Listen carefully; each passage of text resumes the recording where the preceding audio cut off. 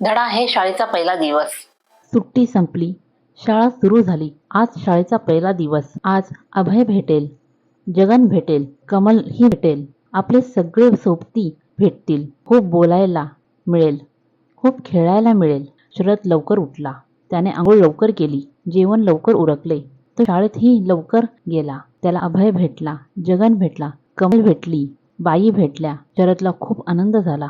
बघता बघता शाळेचे आवार मुलांनी भरले. पाखरांसारखी मुले किलबिल लागली. कोणी हसू लागले, कोणी गाऊ लागले, कोणी खेळू लागले, कोणी धावू लागले. सगळी शाळा जणू बागडू लागली. घंटा घनू लागली. घंटा ऐकताच मुलांना आनंद झाला.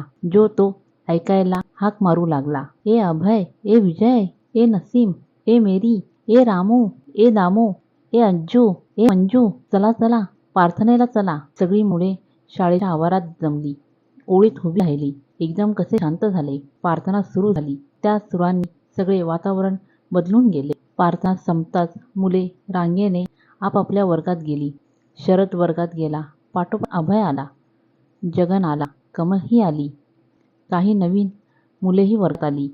नवे वर्ष, नवा वर्ग, नवी पुस्तके, नवा अभ्यास, नवे सोबती, नवे खेळ. सारेच कसे नवे नवे, सारेच कसे हवे हवे.